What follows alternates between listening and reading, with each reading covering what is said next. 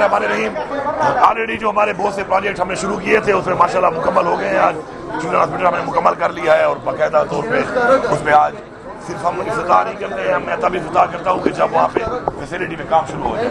इसके अलावा मैं हर डिवीजन लेवल के ऊपर जो मीटिंग्स कर रहा हूँ ऑनगोइंग डेवलपमेंट स्कीम्स की और बाकी जो भी हमारे डिवीजन के लेवल के ऊपर तमाम पार्लियामेंटेरियन भी उसमें होते हैं और तमाम दफातर के अफसरान भी होते हैं, तो उसमें हमारा डिसीजन होती है और प्रायोरिटी स्कीम्स को और बाकी चीज़ों को गवर्नेंस को जो है मुकम्मल देखा जाता है। उसमें भी एक मीटिंग हो गई है यहाँ पे, हर डिवीजन लेवल पे ये हो रही है और आगे के लिए इंशाल्लाह हमारे जो प्रोजेक्ट शुरू हैं मर्दान में उनको बेहतर तरीके से मुकम्मल भी करना है और कुछ हमारे और प्रोजेक्ट्स हैं कि जो हमने अभी कमिंग एडीपी में डालने हैं, उन पर भी बात हो गई है इंशाल्लाह। तो मेरा आवाम से यही वादा है कि जो भी आवाम की अब तक बेसिक जो उनके मसाइल हैं हेल्थ के हवाले से, एजुकेशन के हवाले से, इंफ्रास्ट्रक्चर के हवाले से, उन पर भी इंशाल्लाह काम होगा और मज़ीद भी जो एक तरक्की याफ्ता एक सूबे के लिए ज़रूरियात हैं मुख्तलिफ सेक्टर में काम करने की, इंशाल्लाह उस पर भी काम जारी है और मज़ीद भी होगा। सर ये फरमाइएगा कि जो प्रेशर ग्रुप्स के हवाले से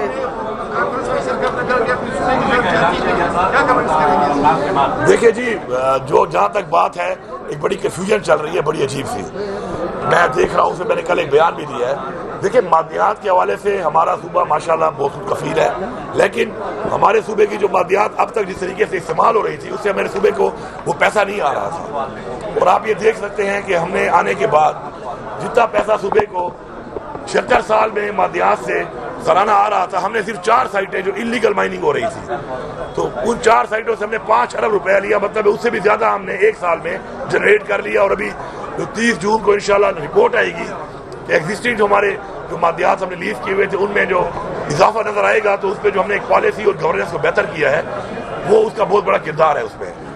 आगे के लिए जो हमारा प्लान है, ये जो लोगों में कन्फ्यूजन फैलाई जा रही है कि हमको इख्तियार सूबे का किसी को दे रहे हैं, ऐसा कुछ भी नहीं है। अपने ही सिस्टम के अंदर, अपने ही एक्ट के अंदर हम कुछ बेहतरी ला रहे हैं। वो बेहतरी क्या है?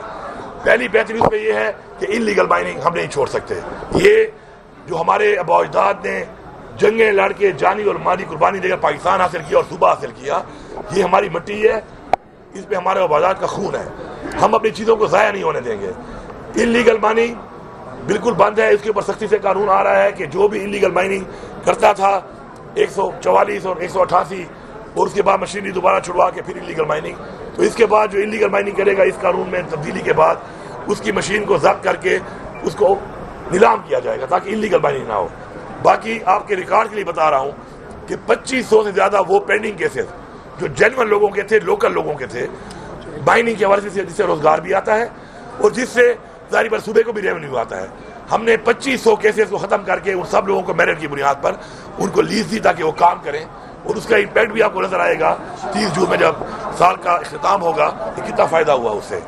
इसके अलावा उसमें एक और चीज़ जो है कि हमें वैल्यू एडिशन करनी है। रॉ मटेरियल में आपकी चीज़ ज़ाया होती है, वैल्यू एडिशन से आपको 2 फ़ायदे हैं। एक तो आपकी चीज़ की कीमत बढ़ के जाती है मार्केट में, सूबे को ज़्यादा पैसा भी आएगा और उससे इंडस्ट्री लगती है और रोज़गार आएगा।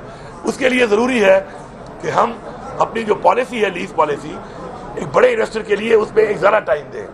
बड़ी इन्वेस्टमेंट तभी कोई करता है जब उसको पता चलता है कि वो अपना पैसा भी निकालेगा पहले और फिर उसे कमाएगा भी सही। तो उसके लिए वो पॉलिसी में ज़रा चेंज आ रही है, वो है। बाकी चौंके जो केस आते थे उसके ऊपर कोई मसला होता था तो डीजी साहब जो है वो, मुझे किसी की ज़ात पे एतराज़ नहीं है क्योंकि सरकारी ओहदे हैं, तो डीजी साहब अकेले जो है वो फैसला करते थे। तो अब एक इंसान कंप्रोमाइज़ भी हो सकता है, करप्शन भी हो सकती है, तो उसके लिए ज़रूरी है कमेटी हो। उस कमेटी में तमाम जो हम लोग डाल रहे हैं वो हमारे सूबे के लोग हैं, बाहर का कोई आदमी नहीं है। इख्तियार हमारे पास है देने का भी, हटाने का भी, बेहतरी लाने का भी। उस कमेटी में हमने लॉ को डाला ताकि कानूनी तौर पे किसी की ज़्यादती ना हो। इसी तरह हमने उसमें फाइनेंस को डाला कि फाइनेंशियल इन्वेस्टिगेशन जो है फाइनेंस का नुमाइंदा होना चाहिए और ये तमाम सूबे के महकमे और सूबे के लोग हैं, इसमें बाहर का कोई शख्स नहीं है। ये जो एक प्रोपेगेंडा किया जा रहा है कि हम किसी और को इख्तियार दे रहे हैं, ये बिल्कुल झूठा है। एक्ट असम्बली में ले हुआ है, उस पर डिबेट होनी है और उसमें हर कोई पढ़ के देख सकता है कि कहाँ पर ये लिखा है कि हम कुछ दे रहे हैं। तो ये मैं समझता हूँ कि जिन लोगों को अपनी ज़ात के अंदर रहने वाले लोग खामखा प्रोपेगेंडा करते हैं, यार अगर मैं आपको अच्छा नहीं लगता हूँ तो मेरी ज़ात पे आ जाओ, तुम्हें बहुत शौक है दुश्मनी करने का, ऐलान जंग कर दो, मेरे साथ दुश्मनी कर लो, लेकिन प्रोपेगेंडे करके लोगों को धोखा देकर झूठ बोल के ये चीज़ ठीक नहीं है। ये सूबे की एक एक मट्टी, एक एक ज़रा, ये इसकी हिफाजत करना हमारा फ़र्ज है। और हम तो अपने सूबे के वो अपने वो حقوق جو آج تک نہیں ملے تھے، NFC کا شیئر نہیں ملا ہمیں، نیٹ ہائڈر میں پیسہ نہیں مل رہا ہمیں، ٹوبیکو کا جو مسئلہ ہے ہمیں اس کا پیسہ نہیں دیا جا رہا، اس کے اوپر ہم تو وہ جنگ لڑ کے اپنے وہ حقوق مانگ رہے ہیں.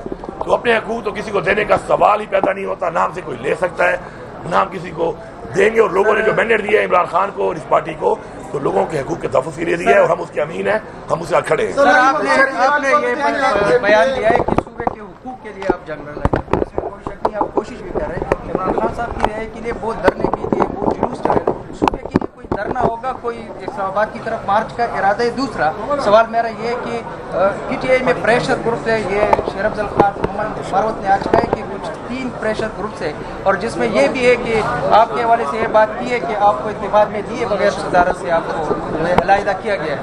دیکھیے پہلی بات تو یہ ہے کہ جہاں تک آپ کہہ رہے ہیں حقوق کی جنگ، تو میں نے باقاعدہ ٹائم لائنز کے اندر تمام فورمز پہ ایک بات کی اور اپنے حقوق کی بات کی، اور میں نے یہ بھی کہا کہ عراق میں پیسہ فی الحال نہیں ہے تو آپ ہمیں فی الحال پورا پیسہ نہ دیں، لیکن ہمارے ساتھ مان لیں اس چیز کو، ہمارا حق مان لیں، خیر ہے قسطوں میں دیں بعد میں دیں، لیکن آپ کو ماننا پڑے گا جو آئین نے حق دیا ہے میرے صوبے کو، میرے صوبے کی عوام کو دینا پڑے گا. اس کے لیے میں نے ان کو بتایا ہوا ہے، ڈیڈ لائن بھی دی ہوئی ہے، اگر NFC کو ریوائز نہیں کریں گے، اپنا آئینی حق میں نہیں دیں گے تو انشاءاللہ پورے صوبے کی عوام، پورے صوبے کی انتظامیہ بحیثیت حکومت انشاءاللہ ہم جا کے اپنا حق مانگیں گے، کیونکہ یہ ہمارا آئینی حق ہے.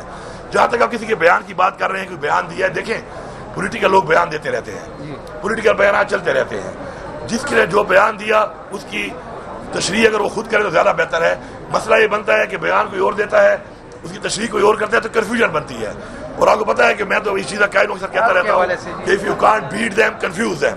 تو لوگوں کو کنفیوز نہیں ہونا چاہیے، کلیئرٹی سے لوگوں کو کلیئر ہونا چاہیے، اپنے مین ٹارگیٹ پہ فوکس ہونا چاہیے، اپنا مقصد پہ فوکس ہونا چاہیے.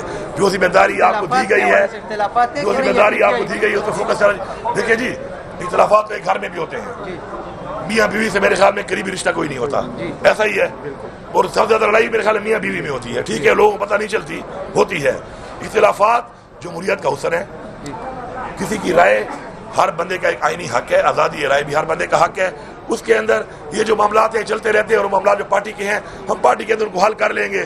کچھ اگر ہم بار بات کر بھی لیتے ہیں تو وہ صرف بات کی حد تک ہوتی ہے، معاملات حل پارٹی کے اندر ہی ہونے ہیں، اندرون خانہ ہی ہونے ہیں. اختلافات کے خاتمے کے لیے کیا پرانی رنجشیں بلانے کے لیے تیار ہیں؟ آپ پرانی رنجشیں بلانے کے لیے تیار ہیں اختلافات کے خاتمے کے لیے، تاکہ عمران خان کی رہائی کی تحریک کو؟ دیکھیں عمران خان صاحب کی جو رہائی ہے وہ پتہ ہے کہ عمران خان صاحب پہ کوئی کیس نہیں ہے. عمران خان صاحب کو ناجائز اور جس وجہ سے اندر ڈالا ہوا ہے آپ سب کو پتہ ہے اس بات کا، کیس تو کوئی ہے نہیں.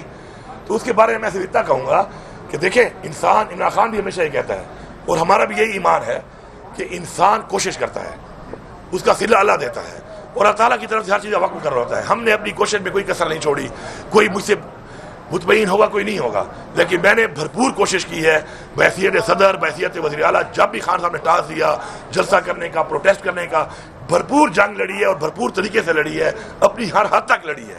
اب اس میں میرا ضمیر مطمئن ہے، میری ذات مطمئن ہے، اور عمران خان ہی مطمئن ہے، اس لیے میں آپ کے ساتھ کھڑا ہوں. اب ہر بندے کو مطمئن کرنا تو میرے بس کی بات بھی نہیں ہے، اور کوشش ہم کر رہے ہیں، ابھی بھی کر رہے ہیں انشاءاللہ، اور بہت جلد انشاءاللہ. کہتے ہیں ہر تاریخ رات کے بعد انشاءاللہ پھر سویرا ہوتا ہے، روشنی ہوتی ہے انشاءاللہ. بہت جلد خبریں ملے گی. Thank you sir.